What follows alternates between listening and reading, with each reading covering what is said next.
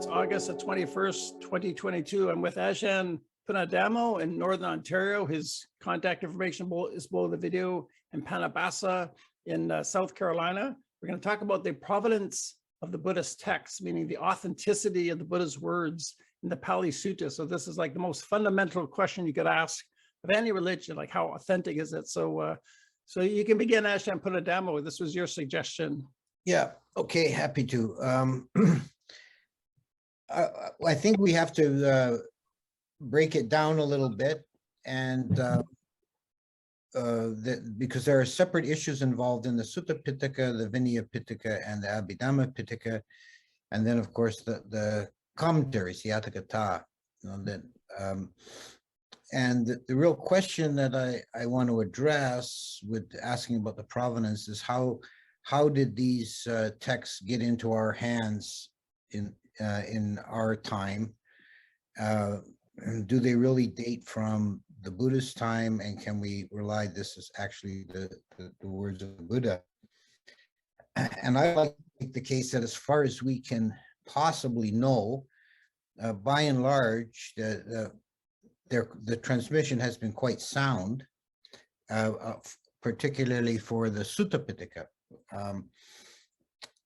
For the first several hundred years, it was transmitted orally, which many people have a wrong idea about that. They're immediately suspicious that, well, it has to be all corrupted in oral transmission. But they actually had a very sound system for doing that, which was chanting by groups. That the monks, and they were divided, the monks were divided into Nikayas, which is how we get the Digha Nikaya, Majjhima Nikaya, and so on. As the monks would be like Digha monks or Majjhima monks or Anguttara monks, and their community would chant in the course of several months or a year, they would chant through that entire Nikaya. And when you have 20 or up to 100 monks chanting together, if one monk makes a mistake, that's immediately evident. So it's a very sound self-correcting system, and new people are being brought in to learn the text as well. And it's well known, it's a well-known phenomena that in pre-literate societies, people tend to have much better memories for long texts and passages. And this has been demonstrated in oral literature all over the world, the epics and so on. The Vedas in India were also passed on for thousands of years by oral tradition. It seems to have been the belief or the custom that nothing sacred was written down. Writing was known in the Buddhist time, but it was considered a profane kind of a technology. And all the sacred texts, the Vedas, Upanishads, and the Buddhist texts were all transmitted orally at that time. They were first written, the Theravada Pali texts were first written down in Sri Lanka in roughly the 1st century AD, when there was a crisis in Sri Lanka, and it was Tamil invasions and revolutions, and that country's always going through something, it seems like. And they were afraid that the Sangha would die out, and so they wanted to preserve the texts, and they had a council of monks verifying it as it was written down. And then over the centuries after that, it was passed down by writing, and the custom of chanting by groups fell away, although you still find occasionally, even to this day, monks who will memorize large portions of the canon. But the transmission was primarily by writing, and it's my belief that whatever corruptions and changes and amendments were made probably occurred during the period of transmission by writing. It's a much less reliable technology, really, handwritten text, because if a copyist working alone in his room makes a mistake, then that's in that text, that's passed on and multiplied when it's copied again. But there is a check on it in that Pali doesn't have its own alphabet. The texts are preserved in the alphabets of the national countries where it's practiced, that is Sinhalese, Siamese, and Burmese. And they're somewhat separate written traditions. You can see one way of seeing the comparison is to look at the Romanized Pali produced by the Pali Text Society. They'll have footnotes at the bottom of every page with differences between the recensions. And they're all pretty trivial, like changes of spelling or so on. But there's very few significant changes between the recensions. So they seem to have been preserved pretty well over the centuries. Then we have another check on them too, in that we have to remember that the Theravada Pali Canon was only one of the original canons. There were equally old canons in Sanskrit that have been mostly lost, but significant portions have been, in fact, I think the entire Sutta Pitaka has been preserved in Chinese translation in the Agamas from Dharmaguptaka texts, I believe. And they can be compared with the Pali Canon to see where there's variations. And there are some, but by and large, it stands up quite well. And a lot of this work has been done by scholars like Bhikkhu Bodhi and Bhikkhu Analaya, comparing the Agamas and the Pali Canon. And they find some differences, but not so much that it actually amounts to any significant change in the doctrines. And what I've said so far is pretty much, when I say Sutta Pitaka, I'm pretty much referring to the four main Pitakas, and the Khuddaka Nikaya, or the four main Nikayas. The Khuddaka Nikaya may be a little different kettle of fish, although some texts in that collection are considered to be use an antique form of Pali and are probably even older as written texts, like the Sutta Nipata. So that's, do you want to comment on that before I say anything about the Vinaya or the Abhidhamma? Well, I could actually just, for the audience, I could show, it's about 6,000 pages long. This is the numerical discourse of the Buddha, almost 2,000 pages long. These are all published by Wisdom Publications of Boston. And these are the long discourses of Buddha, about 900 pages long. You see how thick these texts are. This one I can show you how thick the text is here. Look at this thing. My favorite, the middle length discourse of Buddha, I think is a good place to start. This is about, I don't know, probably 1,500 or 1,000, 1,200 pages long. Yeah, so it's all there in English. Did you want to comment, Pannobhasa? Do you want to go next? Okay. Yeah, this may seem like a kind of niche discussion, like a very specialized sort of discussion, like how authentic are the Pali texts, although it's really a huge subject. I mean, we could talk for hours potentially on this one subject. Let's do it for hours. Let's be thorough. Yeah, the marathon. And it's been a subject that's been very important to me, especially when I was a monk, because I really sincerely wanted to follow what the Buddha taught as well as I could. You know, I didn't become a monk in a Burmese tradition to just follow along with what the Burmese monks were doing. You know, I didn't want to just follow some subsequent established tradition. I wanted to get as close to ancient India, you know, the northern, the Ganges Valley of the Buddhist time as well as I could. And you read the texts, and sometimes, I mean, first of all, the way the texts are composed is not the way ordinary people speak. So, I mean, there has been some changing it's very repetitive, for example, which can make it tedious for some people to read the suttas, because it's like, no ordinary person would say, today I saw 3 cows in a field. What were the 3 cows in a field that I saw? Well, I saw a black cow. That is the first cow that I saw. Also, I saw a brown cow. That is the second cow that I saw. Also, I saw a spotted cow. That is the third cow that I saw. Those are the 3 cows that I saw in the field. And I mean, you can have suttas, especially in the Samyutta Nikaya, that are exactly the same, just verbatim, except for like 1 or 2 words is different. And so there's that kind of caused me to think, well, I mean, this isn't just verbatim the words of the Buddha, probably. There has been some changing.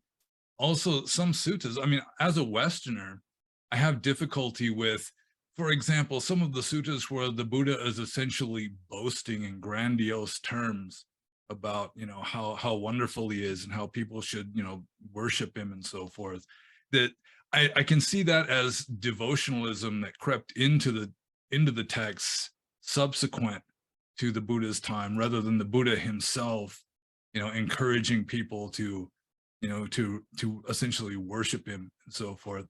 And like even in the Sutta Nipata, which is relatively old, I mean, most of it anyway, there's one sutta that really had me almost dumbfounded. And I don't remember the name of the sutta, maybe the Ajahn remembers, but there's a Brahmin who sees the Buddha sitting under a tree, and he wants to make an offering because he sees, he doesn't see him very well. It's off in the distance, but when he gets close, he sees that his head is shaved. So he's probably not a Brahmin. He's one of those samanas, and so he just calls him a, what's the word that is usually, it's translated as shaveling or skinhead or something. It's a derogatory term. And then the Buddha says, he calls him an outcast. And then the Buddha says, do you know what is an outcast, or what is the cause of being an outcast? And then all of a sudden, this Brahmin, this arrogant Brahmin, just makes a 180 and just respectfully says, no, venerable sir, I do not know what is a Brahmin, or what causes one to be a Brahmin. Please tell me, And it's like a complete 180. Or another case is, I think it's in the Majjhima Nikaya, there was a person who was a master of debate who's threatening, I mean, he's going to go and debate the Buddha. He's bragging in advance about how he's just going to like take the Buddha and thrash him around like an elephant would just grab something by the trunk and thrash it around. And he goes there, and the Buddha makes one statement, which really goes against Jainist philosophy. This fellow was a follower of the Jains, and the guy just completely caves in and just essentially loses the debate by just accepting a Buddhist doctrine, rejecting his own doctrine, and just, I mean, with the very first sentence, he pretty much just gives up, this master of debate. And so some things like that. Also, even in the oldest texts, you've got like, the flat earth floating on water, which the Buddha endorses, or, at least, he doesn't deny it. And just, talking animals and fire breathing cobra dragons and so forth. So, I mean, from the beginning, almost, I had to acknowledge that not all of it is likely to be 100% reliable. And so you have to use like detective methods to go through the text and try to determine, what is at least likely, what is more likely and less likely to have been actually taught by the historical Gautama Buddha. Oh, food for thought. So Ajahn, you can reply. I guess we can go back and forth. I'd like to just comment on the repetitiveness of the texts. That is a natural result of the text being orally transmitted. And I don't think, I agree, we can't really pretend that the texts are a verbatim word for word record of the Buddhist discourses, because for one thing, the Buddha was definitely not speaking in Pali. But they are, let's say, précis or synopses of discourses that he gave. You do I have occasionally encountered people that I would call Buddhist fundamentalists who want to hold that every line, every jot and tittle is exactly accurate recorded what the Buddha said. You don't see that too often with Buddhists, but there are some. I recall giving a talk once where I was being asked a number of questions about the Satipatthana Sutta. And I made the comment that the Satipatthana Sutta is so concise that it's in many places it's capable of various interpretations, and whole fat books have been written about it. And my feeling about the Satipatthana Sutta is it's probably originated as somebody's lecture notes. The Buddha gave a course on meditation over weeks or maybe months, and somebody just recorded the headings, and that's the Satipatthana Sutta. So that the texts have been put into a form. They've been consciously and deliberately put into a form for oral transmission by memorization. That the repetitiveness is, as you say, it's not a natural way of speaking, and it's doubtful, like those suttas in the Samyutta Nikaya that are so repetitive. It's doubtful that it's a word for word recollection of what the Buddha said, but I would hold it's very likely an accurate summation of what he was saying, put into a formal structure that can be then passed on by memorization. Well, that was all done also during the Buddha's lifetime, right? Like he personally saw over the process, and consider the technology of the 5th century AD, Yeah, that they had to memorize it. And that's the most effective way you get human beings to, like in groups chanting, like think of that technology. He managed to get it down to the present day. yeah. But that was all overseen by himself for 45 years, right? It's not like they figured this out after he died. That's a good point. And we don't know how far that he deliberately put his discourses into a very formal language for that reason from the start. That's possible too. Because the first council, they codified all of his teachings shortly after his death. So I would just assume that was all done during his lifetime, and then they kind of put the rubber stamp. But that's just my impression. Yeah, I would tend to concur with that. By and large, that's the impression you get. With regard to some of it, like for example, there's a division, like there are different groups of people, including monks, with regard to the authenticity of the text. Like you've got the 100% school, which the Ajahn points out is relatively rare, especially among Western Buddhists, but that is the common view among Burmese Buddhists, for example. They've got like a medieval attitude towards the text, that it's all Buddha Vachana. The commentaries also are 100% completely reliable. They just have this faith-oriented, unquestioning acceptance and belief in whatever the texts say. And so if it says the earth is flat, there are Burmese monks today, scholar monks even, who just will scoff at the idea that the earth is a sphere, just because the texts say the earth is flat, and if the text says it, it's gospel truth, essentially. But then there's like a lot of Western Buddhists will follow what is called the core texts, and that's the texts that are represented in pretty much all of the ancient schools of Buddhism, which is maybe a little more than half of the Pali Tipitaka. So you've got the first 4 books of Vinaya, the first 4 Nikayas, the first several books of the Khuddaka Nikaya, and then Abhidhamma is largely rejected. Most of the Khuddaka Nikaya is rejected. The last book, the Pariwara of Vinaya, also is rejected. There are some commentarial works like the Padisambhita Magga and so forth that are considered to be like proto-Abhidhamma, that are not considered to be like core texts. And so some of these monks will just accept that, aside from these texts that are found only in Theravada, the ones that are found in all of the ancient schools, those are either 100% reliable or like 98% reliable, with that 2% being very flexible and kind of moving around when you've got like the fire breathing dragons and so forth that that like an educated Westerner just can't take very seriously.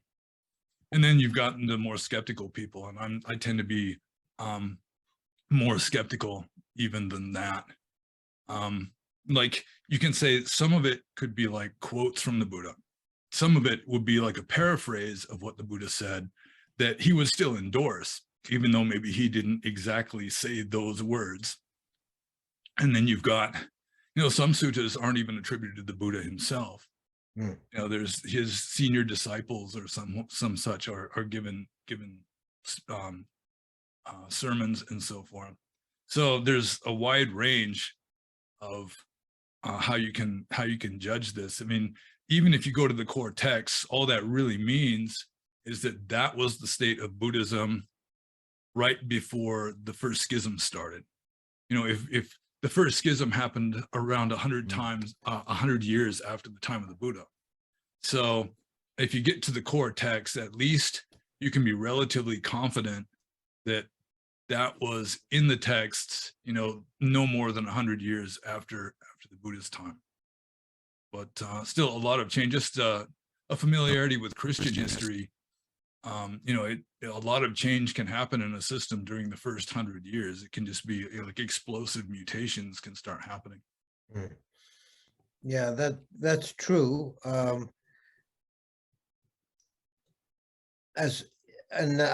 kind of like that concept of the core texts that are common, because that would let us have some reasonable assurance, as far as it's humanly possible, that those texts date no later than the Second Council, which is 100 years after the Buddhist time and the division of the schools. We have to remember we're dealing with stuff that goes back, 2.5 millennia. And it's just not humanly possible to ever be certain about anything at that, that time span. But the best we can do, the best we can determine that the bulk, as I said, of the 4 Nikayas seems to be quite sound.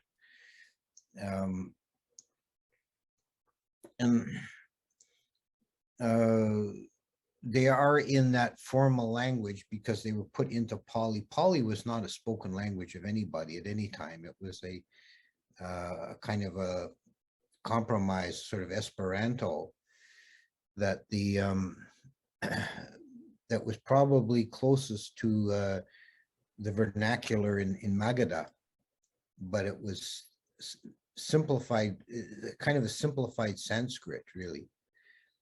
And because they had already in the Buddhist time, and certainly in the decades afterward, there were monks from all over India that spoke different dialects, different Prakrits, and they needed a common language to speak in, or to discourse in.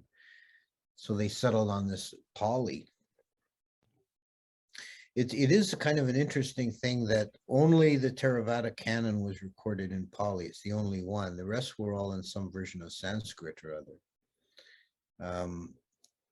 And I did see one scholarly comment about that, was that the Buddha in his time, there is one of his sayings that he didn't want his teaching, he wanted his teachings to be in the common language, so that people could understand it, not to be put into formal Sanskrit.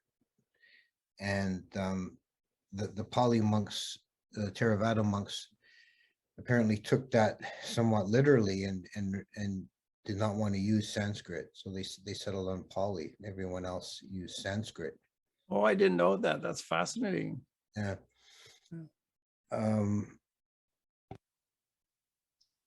Have we said enough about the Sutta Pitaka?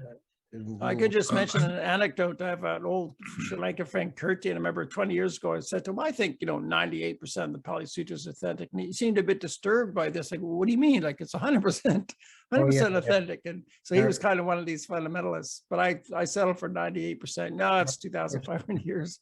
But just Well, want to comment also, you mentioned like the comparison with Christianity, pannobhasa. It's a very Yeah. different thing. Like the Buddha was around for 45 years, had this big infrastructure, where Jesus might have been around for 3 years, if he existed at all. I tend to think he didn't exist. So it's a very loosey-goosey, like it's not really comparing apples to apples, I think, with Christianity and Buddhism. I agree Well- with Brian on that. There's quite I would say, you know, if we're just going to compare, say, the Sutta Pitaka to the Christian Gospels, the Sutta Pitaka has a much sounder historical basis, and it stands up much better to external criticism than the Christian Gospels. It was also less politically manipulated. The final decision about what books went into the Bible was made by King or Emperor Constantine at the Council of Nicaea, who was only, you know, a marginal Christian at any rate.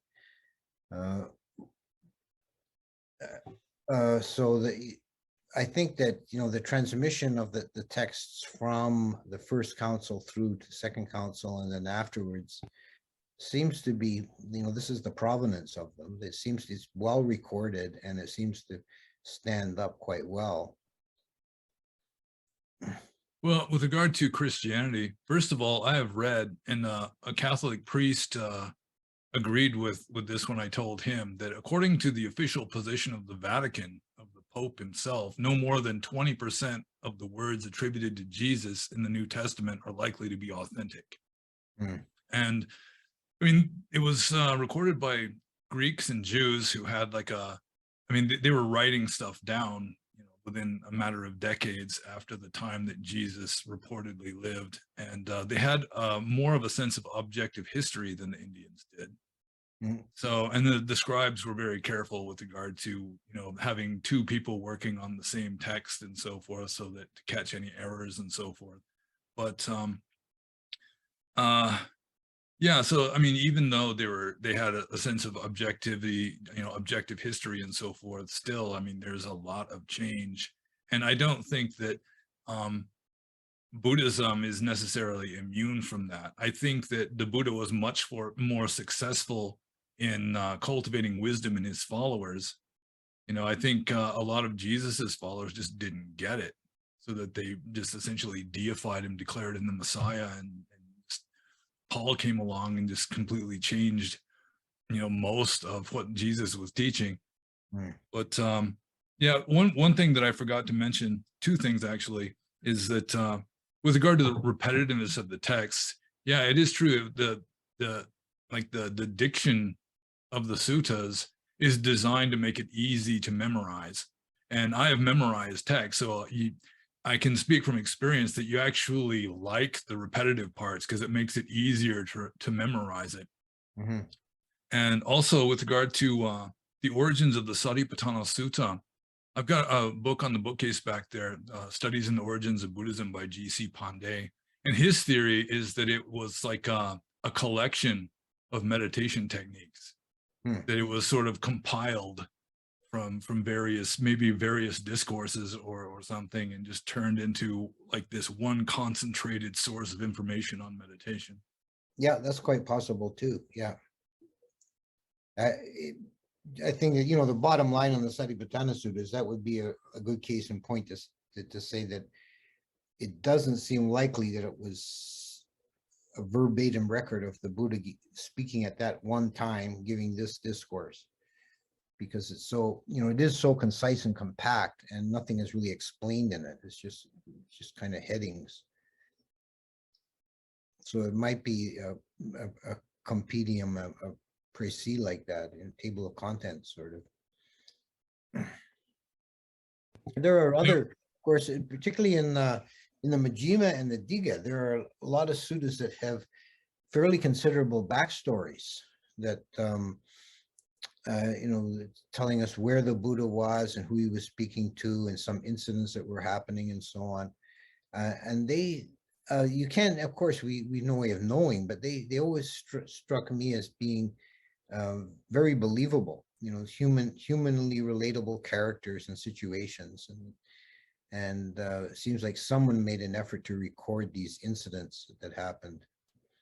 Although on the other hand, I have read that the various ancient schools of Buddhism would have the settings different to the same sutta. Like in probably the most common beginning of a sutta is Ewa Me Suttam Bhagavad Sawatiyam Viharati Jetavani Anata Pindikata Arame, which is, at one time the Buddha was living at Sawati, in the Jeta Grove in Anathapindika's park.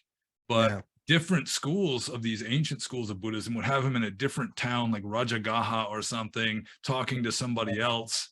And then Yeah. at the end, there's the very common ending to after the Buddha gives a discourse, the person will say, wonderful Venerable Gautama, just as someone would, light a lamp in the darkness so that people can see shapes. And, it's verbatim, exactly the same speech. The different schools of Buddhism would have a different verbatim speech to plug into that point. Yeah. Well, that doesn't, none of that really invalidates the veracity of the text. No, it just indicates that there has been some change. Yeah, I could see details like that, like the setting, could get mixed up over time in oral transmission and then later in writing that they can be transposed from one sutta to another. I could see that happening easily. Yeah. Oh, and also, I think it's Richard Gombrich with regard to his theory of the origin of the Pali language. I mean, it started off as, the language of the Buddha, originally, but then for various reasons, Theravada was essentially pressured farther and farther westwards. It was ironically, it was the other branch, the Mahasangika branch, that were really, was prevalent in the Buddha's own home territory, and Theravada was pushed farther and farther west, and then started being pushed farther and farther south, or whatever the force was, or the whatever was causing the center of Theravada to be migrating westward and then southwards. And so these more Western monks and then the more Southern monks, they had to modify the language so that it would be intelligible to these different groups. But I think probably the Buddha spoke a language that was similar to Pali, but it got modified over time for the sake of convenience or whatever. Yeah, I think the root, I've always understood, like the root structure of Pali, its origin was in the Magadhi dialect, the Prakrit spoken in the kingdom of Magadha, but then it got formalized and changed. It's make it more universally understood by people with different dialects. And this is why there is for example, you compare Sanskrit and Pali words. You have nirvana and nibbana. Very often the consonantal clusters in Sanskrit are simplified or softened to a double single consonant. This is a very standard transformation. And I've seen it argued that the reason for that was because in some of the Indian dialects, the people had a real hard time pronouncing those compounds, which, is just like Thai, they don't have consonant clusters. So Thai people have a hard time when they're learning English, learning, like, say the word strong, they would have to put vowels in between the consonants, and they pronounce it satarang until they get real good with English. Yeah, the Burmese are the same. So where's I going with that? Oh yeah, the orthography and of Pali was simplified deliberately as to make it easier for people of different dialects to pronounce and understand the words. So I guess we can move on to Vinaya next, if you please, and then I suppose we can then, after we've covered the three Pitakas, just kind of do what is applicable to all three, just kind of cover that stuff. Yeah. Okay. The Vinaya Pitaka is an interesting study in terms of the provenance of it, because it's actually very complex. There are many books of Vinaya. Most people are probably, who take any interest in it at all, are probably just familiar with the Patimokkha, which is actually not a separate book. It's just a collection of the rules extracted from the Sutta Vibhanga. And it shows the internal structure of the Sutta Vibhanga shows a definite layering. You know, there's the rule, and then there's a comment, which they call the Winiwatu, the internal, they call it in English, the internal commentary. You know, it's considered part of the canon, but it's actually like commentary because it's discussing the meaning of the words, and it lays out case studies and so on. And would seem just from internal evidence that seems to have been, you know, added later. And origin stories, very, you know, in maybe not in all cases, but in many cases, they were probably added as sort of just so stories after the fact. Yeah. And one comment I'd like to make is that I have seen it was a book that I saw. I don't have a copy here, but it was called Comparative Pratimoksha. It was comparing the Patimokkha's or Pratimokshas of all the original schools as far as we have them, and they're actually preserved fairly well. And what struck me going through that was that the Sarvastivadin version was a lot clearer, made more sense in some of the rules that in the Pali version are rather convoluted and difficult to understand. The Sarvastivadin version was much simpler and clearer. And an example is the rule, the Sapachitya, about refusing food after the meal has been served. And the wording of the rule is quite convoluted. And there's all kinds of exceptions and allowances. And when we did Vinaya classes in Thailand, that explaining that rule always took one of the longest times. And then I looked at the Sarvastivada version, and the Sarvastivada version for that same rule was quite different, although you could see that in the sentence structure that there was a, you know, the relationship, but the meaning was quite different, was that while the monks could eat between dawn and noon, they were only allowed to have one meal that was a proper meal that included staple foods, as green and meat. And outside of that meal, they could only have non-staple foods. And this is the difference between Kadaniya and Bhojana, hard and soft food, which comes up in the Pali Vinaya, but it never applies to anything. But we have, you know, as one of the things we had to learn in Vinaya class was the difference between Kadaniya and Bhojana. But the Sarvastivadin rule makes it quite simple. You can have one full meal, but within the allowable hours after that, you could have a piece of fruit or something. Oh, I never knew that. Yeah, I wondered what a hard and soft food. I thought maybe that meant don't get attached to taste. It's just hard or soft. That's how I interpreted it. There's two. The hard and soft food is it's kind of just like an English. The translators came up with that because we don't have really that distinction, but it's really means staple food and non-staple food. And the definition of the staple food is grains and meats. And I think beans. But is that the hard food? Yeah, that's the maybe hard dairy products. That's the soft food. Oh, it's a soft food. That's what they call soft food. It's the staples, and everything else, fruits and veggies and candies and whatever, is non-staple food. Yeah. Then in the Vinaya, there's also the Chulawaga and the Mahavaga, which are full of minor rules, but also full of stories. The biography of the Buddha is largely taken from that, from the Mahavaga. And the accounts of the first and second council are largely taken from the Chulawaga. So those are kind of texts that have a narrative structure and a deliberate attempt to, you know, tell a story. And I've not, I must admit, some lack of knowledge here. I don't know how those compare to versions from other schools of Buddhism.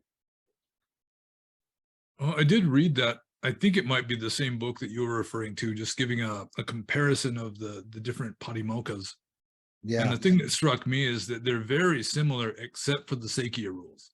The Sakya rules are all over the place, yes, but the other rules are, they're very similar. Although there are some different renderings. Like there's the one, Buddha Gama Patabhyataya is one of the Patimokkha or the Pachitya rules, which means destroying green plants.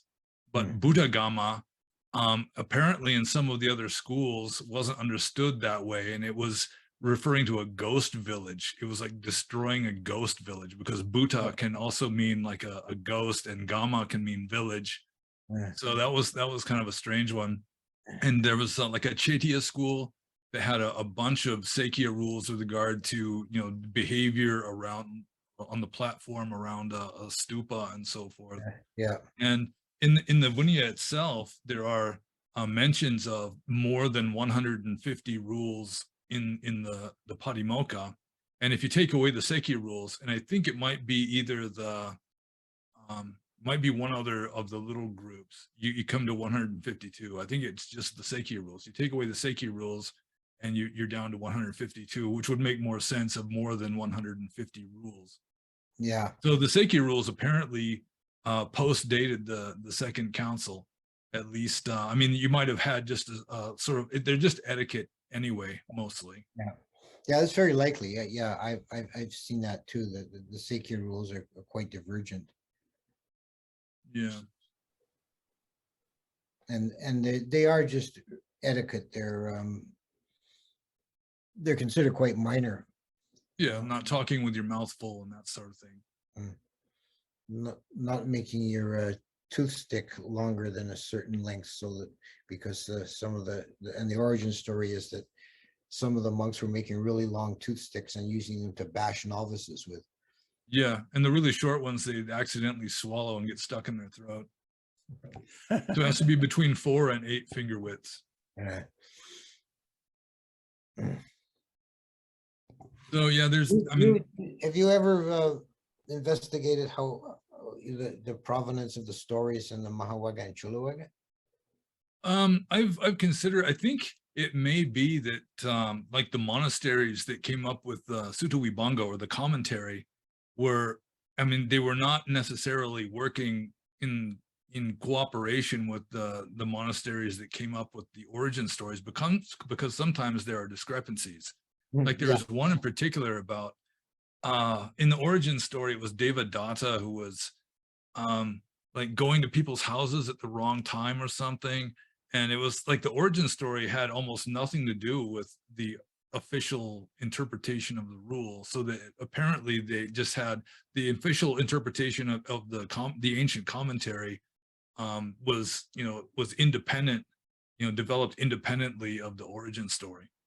So I do think like what you said earlier, the origin stories, they may have been a way of, I think there's one scholar, possibly Gombrich again, who was saying that, they were trying to link every single rule to the Buddha himself as coming from the Buddha himself to lend, authority and legitimacy to the rule. Whereas, personally, I'm somewhat skeptical. I mean, I'm sure the Buddha said, do this, don't do that, don't pick fights with the villagers, don't have sex, don't drink alcohol, that kind of thing. But to formalize it into, this is such and such an offense that is expiated by such and such ritual, and have the Buddha make all these rules about using the toilet, for example, if there's so many rules just with regard to using the toilet, you're not allowed to make grunting sounds, and you're not, there's just all these, this minutiae. And in a way, I kind of liked that sort of thing, because, it kind of keeps you out of trouble, it sort of regulates your entire life. But still, it is questionable to me whether the Buddha really would, go into details on just about everything. It's a rule, that, if you break this rule, it's an offense of wrongdoing that requires confession and so forth. Yeah. So it may be that, I mean, if you read the origin story of the first council, it's like the Buddha passes away, he goes into parinibbana, and then you've got this old monk who was ordained when he was old, essentially saying, hey, why all the long faces? Now we can do whatever we want. We don't have the Venerable Gautama saying, do this, don't do that all the time. And then Mahakassapa, who was the senior monk in the Sangha at the time, was alarmed at this, and he decided they better have a first council. And so also the first council is sometimes referred to as the Vinaya Sangiti, or the convocation on Vinaya. So it may be that the first council was primarily to set up like a monastic code and just sort of like protocols with regard to ordination procedures and so forth. Yeah. Yeah, well, it's the traditional account is that the both the Sutta Pitaka and the Vinaya Pitaka were laid down at the first council, and Ananda, who rehearsed the Sutta Pitaka, and Upali, who rehearsed the Vinaya Pitaka. He was renowned as being the one who was the expert on Vinaya and knew all the nuances. But I'm quite I feel quite certain in myself that a lot of the Vinaya text as we have it was added later. The rules, the rules are laid down, and then there's allowances and exceptions and clarifications, and many of the times the structure is such that there's little origin stories from, not all of them, but from many of the even the amendments and the allowances. Like some monk will do something a little bit off, and the Buddha will have to amend the rule. Yeah, that seems very doubtful that it was actually happened in that way. But I could see the Buddha, ruling on Vinaya in his lifetime in a kind of case-by-case basis. Like until one of the monks had sex with a woman, it was probably just assumed that for samana should be celibate, and it wasn't explicit. And then when someone did it, the Buddha would say, okay, now it's a rule. If you do that, you're out. That's the end of it. That's that's defeat. That's a parajaga. Yeah. Also, there is a story somewhere. I think it might be in it's in the Vinaya, where the Buddha, some monk is asking the Buddha why it is that the dispensations of so many previous Buddhas didn't last very long. And he said, well, they didn't have Vinaya, and that's why it died out. So, I mean, that could be interpreted. And sometimes if you read between the lines, try and make sense of things, it could be sort of a justification for developing this complicated Vinaya just as a way of preserving Buddhism. Because, I mean, human nature being what it is, I mean, if you don't have a set of relatively rigid, well-defined rules, then it just starts drifting and just goes all over the place. Yes. Yeah, that's true. The Vinaya does serve as an anchor to keep keep things more or less on track over the centuries. Yeah, it is even said that so long as Vinaya abides, Dhamma still exists in this world. Like the Burmese have this idea that that the Tipitaka will disappear from this world, and it'll be like in reverse order. First Abhidhamma will be lost, and then the suttas, and then finally all you've got left is the Patimokkha. That will be all that remains.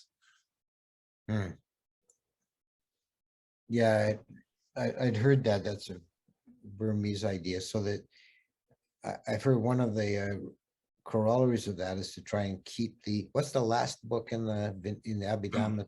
Patana. Yeah, Patana.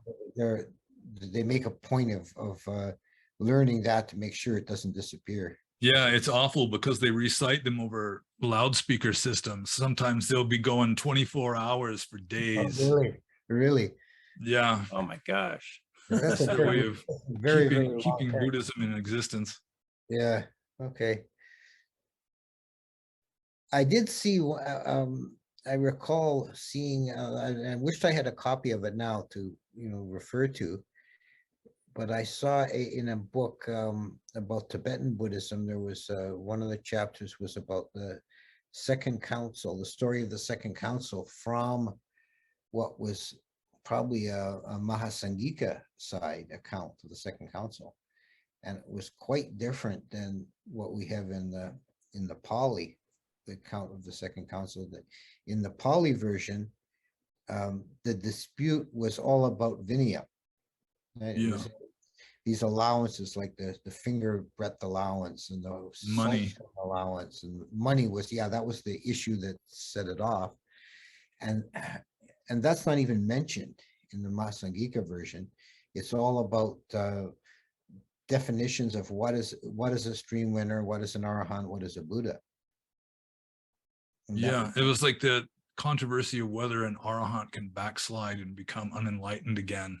yes, Which is kind of sad, because that, in that short of a time after the Buddha's time, they didn't have any arahants that they could simply consult on the issue. Yeah. Well, I've heard it speculated, and it sounds kind of natural to me, that human nature, that because we see the same thing today. There's like a self-conceived arahants.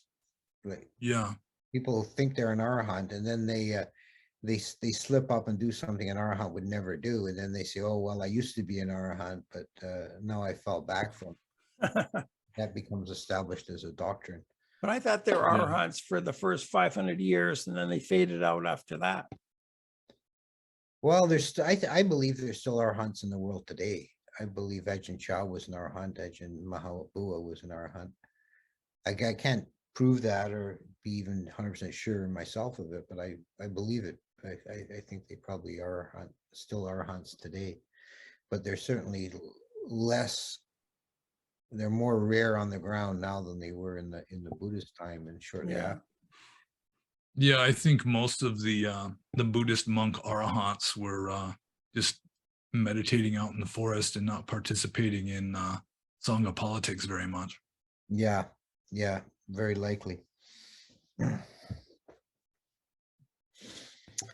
So that's Vinaya Pitaka. The Abhidhamma,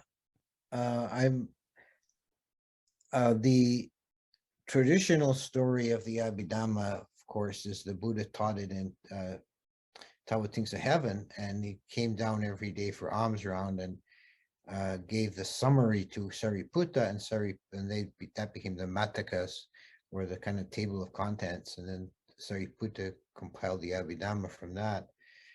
But that's, it's a very colorful, it's a beautiful story, but it doesn't really, when we look at the Abhidhamma, it doesn't really bear up to historical scrutiny the same way as the other two Pitakas, because we do have some Abhidhammas from the other schools.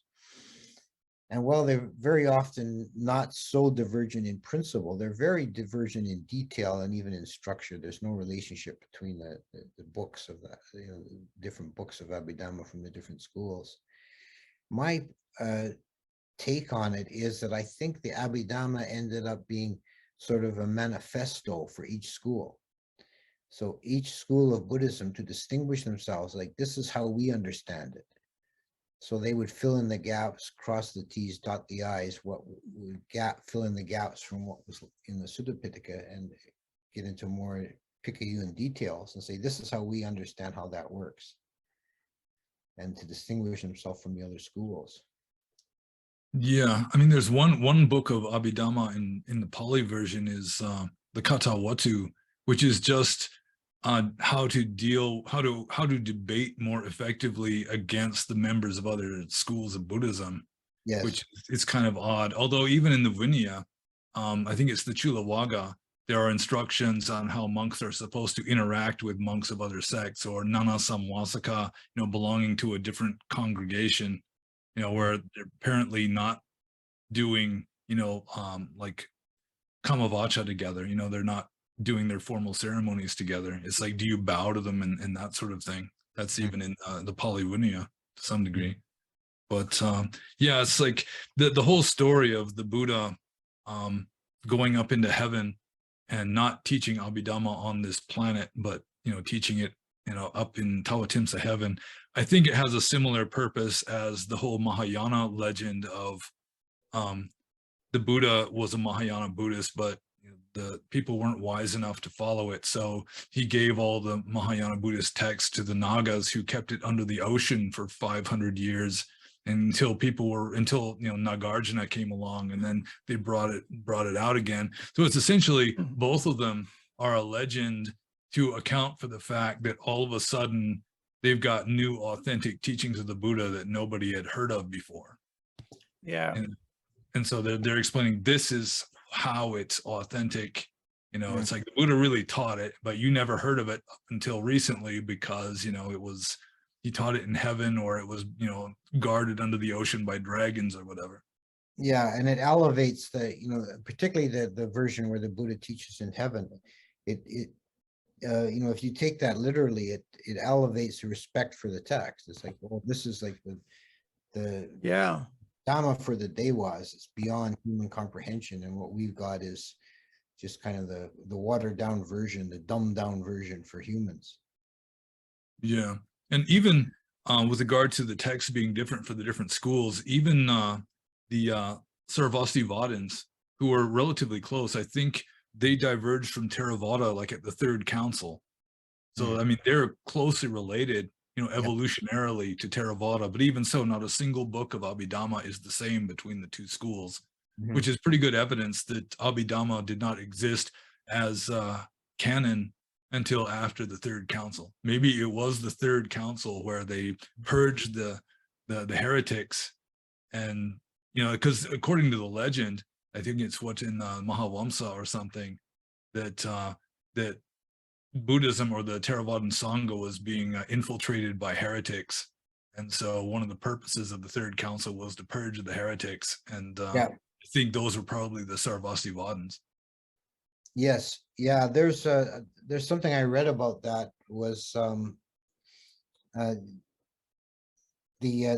forget the name of it may come to me. The name of the elder monk who was presiding together with King Asoka over the council. Moguli Puttatissa. Yes, Moguli Puttatissa, and he asked every monk who was under examination, what is your understanding of the doctrine? And they were supposed to say Vibhajavaya, the doctrine of analysis or discrimination.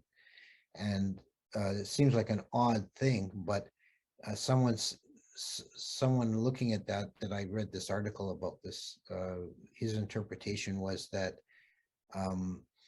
because the Sarvastivadin doctrine was everything exists, sarva asti, meaning past, present, and future. We don't discriminate in the three times. Whereas Theravada holds that only the present is real, past and future are unreal. And so they discriminate or analyze between the three times, and the Sarvastivadins don't. So Vibhajavada was a phrase that was chosen to particularly exclude the Sarvastivadins, according to this argument. Yeah, it wouldn't surprise me. So yeah, it's like Abhidhamma is in the book Studies and Origins of Buddhism, where the author is trying to stratify the text, especially the Sutta Pitaka, as well as he can, what parts are the oldest and what parts are most recent and so forth. He dismisses Abhidhamma like on page 1. It's just manifestly a later edition, and just kind of leaves it at that and moves on to the suttas. Yeah. There's also another academic article I read about origins of Abhidhamma, and it also covered origins of Mahayana. They both, according to this author, they both arose around the same time, and they were both made possible by the introduction of writing as a widespread technology for scriptural or for religious literature, which it hadn't been previously. Abhidhamma, in the case of Abhidhamma, the way it's structured, it's really non-linear. It's at least two-dimensional. So like any book you pick up now on Abhidhamma will have tables, cross-referencing chittas and chittasikas and all this, right? Laid out for comprehension. So, and if you're just listing all these things verbally in a linear, because in a verbal recitation it can only be linear, you can't go back and refer to page 2 to see what it said there. And So it only really became possible to grasp or comprehend Abhidhamma after writing. And as for Mahayana, it only became possible to spread wildly heterodox doctrines after writing began. Because, you know, if someone, you know, we had this before writing with the chanting in groups, if you had a group chanting Majjhima Nikaya suttas, and then somebody walks in and says, I got this new one, it's really good, it's called the Lotus Sutra, let's incorporate that. No, and I don't think we, you know, whoever heard of that, right? But if you Yeah. It's a a written good point. if you have a written text, you can pass it around, and some people will like it, they'll make copies and pass it around more. You know? Yeah, I heard this one theory that one of the reasons why at least one strand of Mahayana arose, like the Prajnaparamita, you know, this paradoxical Zen-like kind of sutras, it was a reaction against the whole Abhidhamma movement, where like Burmese monks to this day, like the Abhidhamma scholars, and a great many Buddhist monks in Burma are Abhidhamma scholars. You know, they're saying that Abhidhamma just explains ultimate reality. That if you study Abhidhamma, you understand ultimate reality. Whereas, like the Prajnaparamita suttas are just sort of like ridiculing that. You know, it's like a reaction against trying to intellectualize Dharma, and you know, turning into this complicated, you know, intellectual exercise. Yeah, I can see that. But yeah, I've gone on numerous tirades against Abhidhamma, the idea that the Buddha actually taught it, just because I was immersed in Burma for more than 20 years, where everyone just, you know, considers Abhidhamma to be the highest teachings. You know, it's more important than anything else. Right. Um, Very yeah, different in Thailand. You hardly, there's hardly any interest in Abhidhamma I've encountered in Thailand. yeah, Yeah. yeah. The Thais are more interested in Vinaya, I think, Yeah. and then the Sri Lankans, they're more interested in the suttas. So you've got kind of a balance. Yeah. It's interesting with Tibetan Buddhism as well. The Vajrayana is higher than the Mahayana or just the Hinayana, whereas the Hinayana is the Buddha's teachings. Yeah. And then there are suttas where monks are sitting around discussing Abhidhamma, but I think there's the word Abhidhamma is mentioned in the other Pali texts like a total of 11 times, and usually it's paired with Abhivinaya. So it's, you know, they're discussing Abhidhamma and Abhivinaya, which I assume would just be like fine points on Dhamma and Vinaya. Yeah. You know, the implications of it, permutations, and so forth. Yeah. And then somehow that got turned into an entire Pitaka. And the Abhidhamma is also layered too, because you have the canonical Abhidhamma, then there's layers of Abhidhamma commentary on top of that. Yeah. And some of the most important basic teachings that people learn of Abhidhamma are really not even found in the Abhidhamma Pitaka. It's found in the commentaries, like the whole Chaitasikas, or the Chitta Viti, you know, the 17 mind moments in order that makes one complete thought or whatever. Yeah, that's not even in the canonical text. It's just all in commentary, because apparently by the time the texts were finalized, Abhidhamma wasn't finished yet. You know, they were still developing it. Right. One of the points about that that I recall, when many years ago, when I first the first kind of really serious Theravada book I read was a Visuddhimagga in translation, Path of Purification, and it's a long section on Abhidhamma, and it lists all these Chaitasikas, and at the end it would say the one category of these states was the or whatever states. And I said, what the heck does that mean, or whatever states? And it was years before I figured that out. In the Dhammasangini, one of the Abhidhamma canonical texts, it's obvious that they hadn't closed the lists at that time. They didn't intend to. They would list Chaitasikas, and at the end they would say, and whatever other states may arise at this time. And by the time of the compiling of the Visuddhimagga, those lists were closed. and additional states had been added, and they were called the or whatever states. Does that mean they're making it up as they go along? Not, I Not wouldn't. exactly. I wouldn't be that dismissive of it. I mean, this is the Abhidhamma is obviously a as it exists. It's a stupendous intellectual effort. Yeah. Like scholar monks and meditative monks, probing down into how the mind works in a very fine grain. It's a very sophisticated psychological system. Yeah, there seemed to have been a fashion for that in ancient India, like late ancient India. Like there were two entire Hindu schools that are based on essentially the same thing, where you're trying to divide samsaric reality, or just divide reality into its component elements, and then discuss the various relations between the elements. I think it's one of the schools is called Nyaya in Hinduism, which isn't very popular, but that's just as well.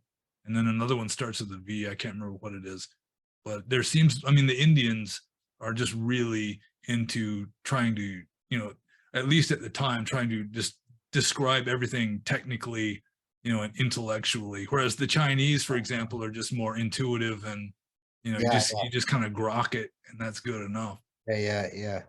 Left brain, right brain kind of approach. Yeah, it's definitely a right brain, or is it left brain approach?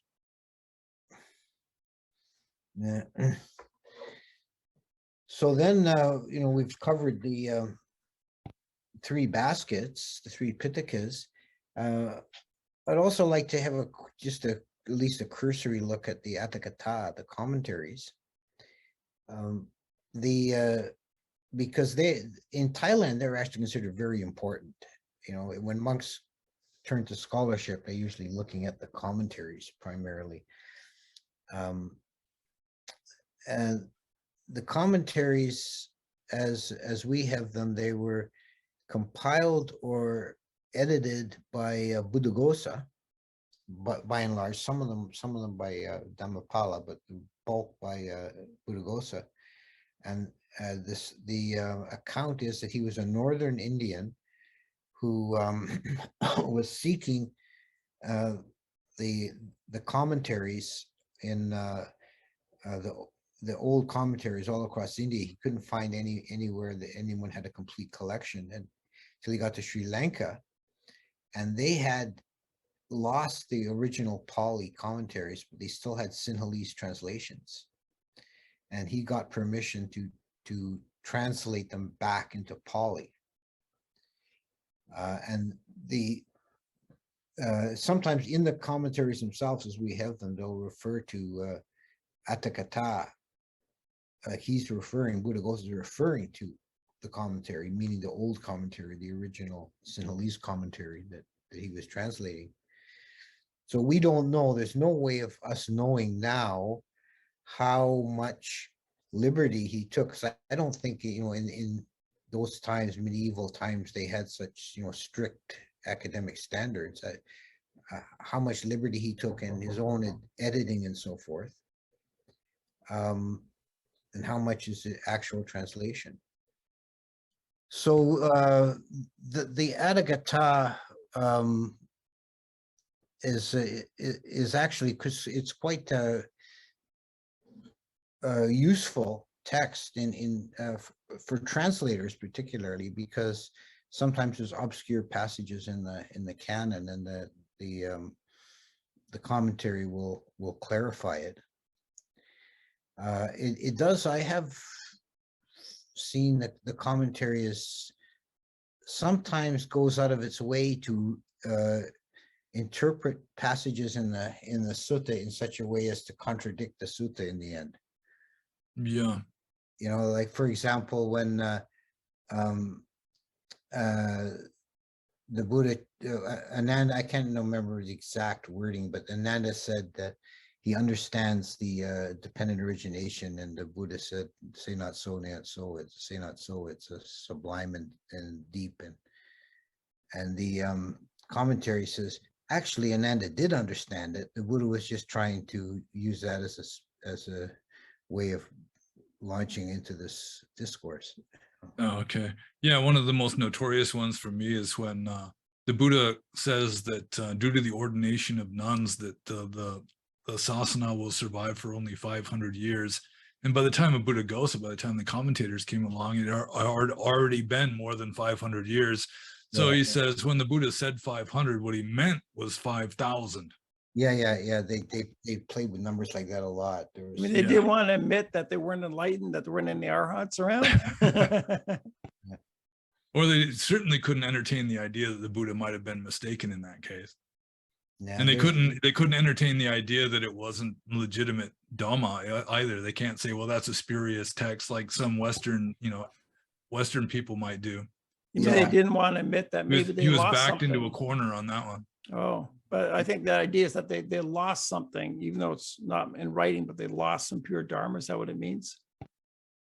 Well, it's hard to say exactly what it means, or whether the Buddha really said it, or maybe he did say it and just he misspoke, or who knows.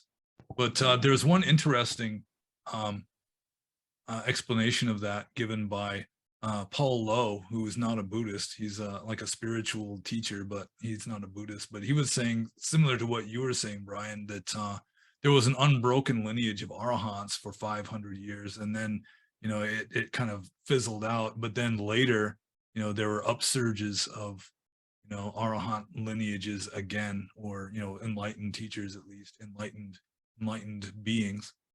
So who knows? We can There's just an- speculate. There's yet another interpretation of that. There's a book called Mission Accomplished by Gnanarama. I'm not sure if he's a monk or not. I don't think so. I think it's just a layman who took a Pali name. But he has this, and that, he goes into a really deep dive analysis of, mostly he's doing the Parinibbana Sutta, Mahaparinibbana Sutta, but he does have one chapter on that passage in the Vinaya talking about the establishment of the nuns order. And he makes based on textual evidence, not on anything else, he makes a strong case that it was a later addition. And one of the points I thought was quite salient was this 500-year thing. And the Buddha said in the text, the Buddha says, if we ordain nuns, the sadhama will only last 500 years. And the point that Gnanarama makes is that, first of all, that 500 years would roughly be the time of the beginning of Mahayana. And sadhama is a compound that's very rare in the old Pali text. You don't see it. It occurs a few times, but it would be more normal for the Buddha to have said the sasana will only last 500 years, or maybe the Dhamma Vinaya will only last 500 years. But he said the sadhamma. And where you do find the use of sadhamma is in later polemical literature, when they were disputing with the Mahayana. Like the Mahayana would call the other schools Hinayana as a pejorative. And as far as from the Theravada side, they were the sadhamma, we're the good dhamma, and you're the miccha dhamma, the false dhamma. Contrast to miccha dhamma. So this, and he only makes some minor points too, like the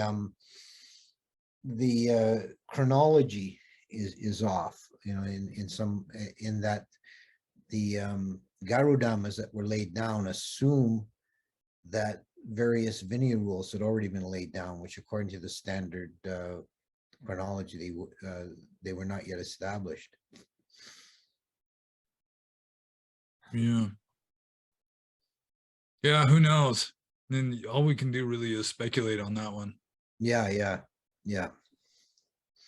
So there's a few things I would like to bring up, since we're discussing the authenticity of the texts, and that there are certain tricks that I think they were invented by biblical scholars. It's like Bible analysis, literary analysis of the Bible predates literary analysis of the Pali texts by probably several decades, at least maybe 100 years or more.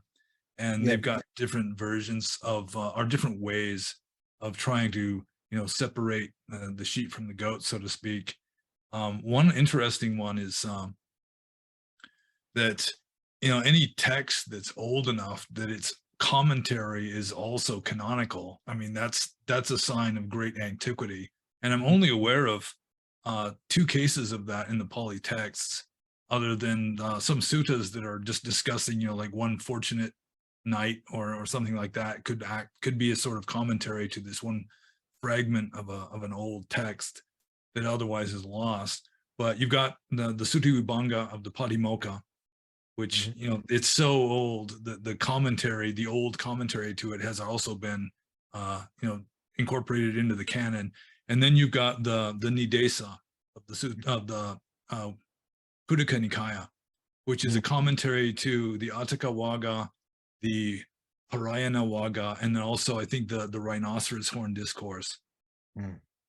And so, you know, that those are old enough that even their old commentary has been rendered canonical. And the thing with the Atthaka Wagga, the Mahanidesa, is I mean, it's just distorting what is said in the suttas to make it more orthodox, because the Atthaka Wagga is, for whatever reason, one reason being just its great antiquity, it's like pre-Theravadan. It's not really orthodox in certain ways. Like, you know, one of the refrains is you shouldn't have any view. It's you know, DT, you know, I mean, you shouldn't have any DT at all, no perception, you know, no belief. And you know, the commentarial tradition just says, well, that just means you shouldn't have any wrong belief. But I mean, why would the Buddha keep pounding away at don't have wrong beliefs? I mean, that's just self-evident.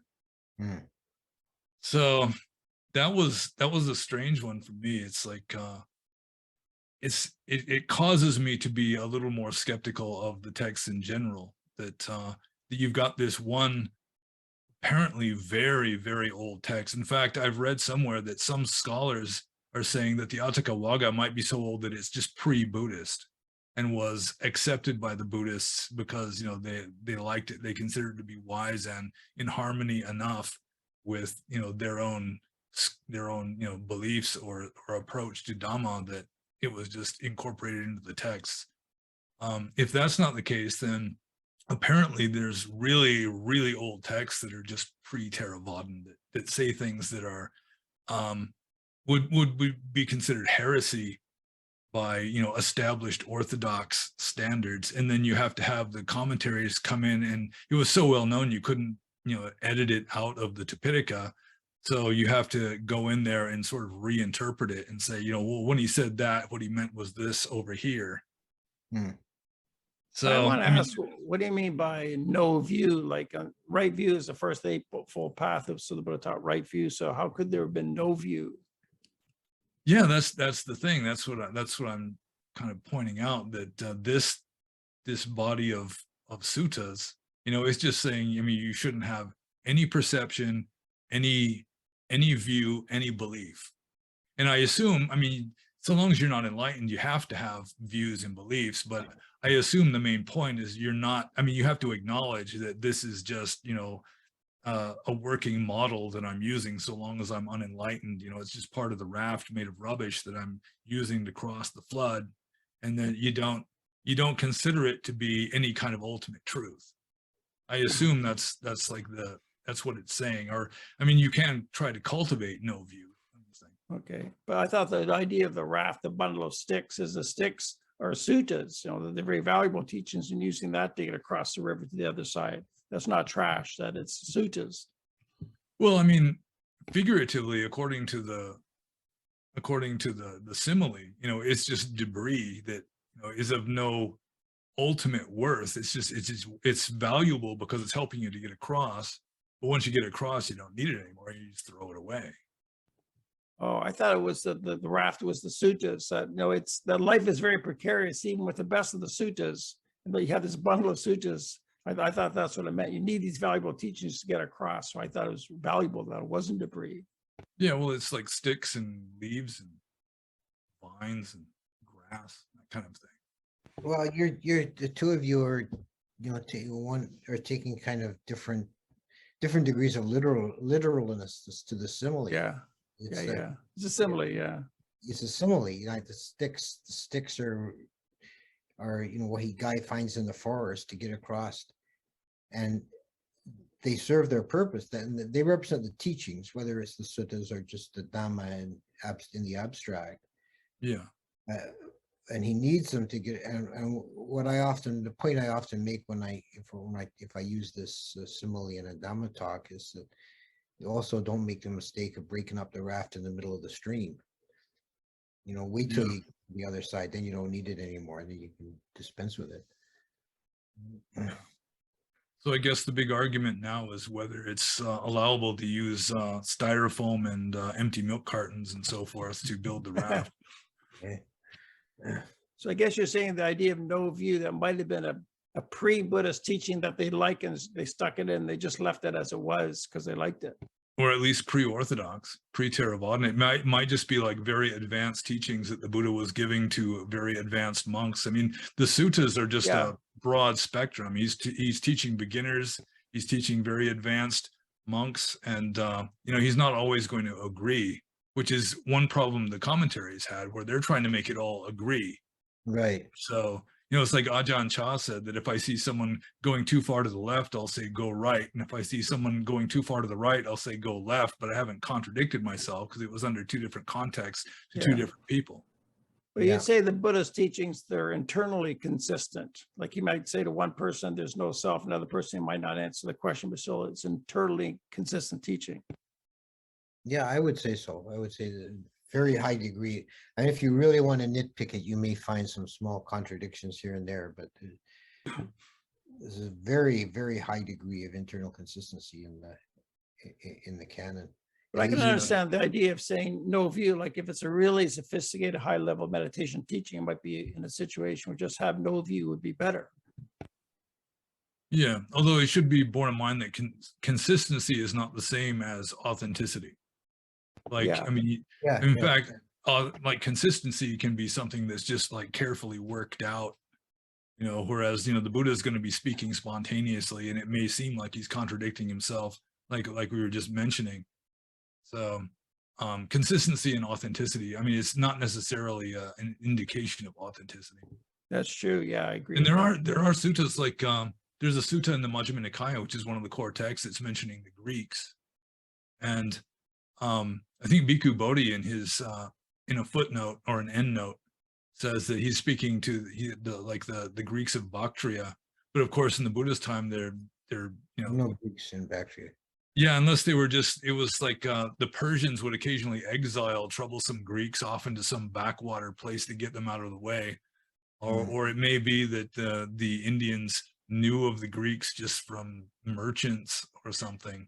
But that does strike me as likely to be an anachronism and probably didn't find its way into the text until after Alexander's time. I actually discussed that in person with Bhikkhu Bodhi one time years ago, because I accused him of an anachronism there, and he had, it hadn't occurred to him. He said, "Oh yeah, you're right. That there were no Greeks in Bactria."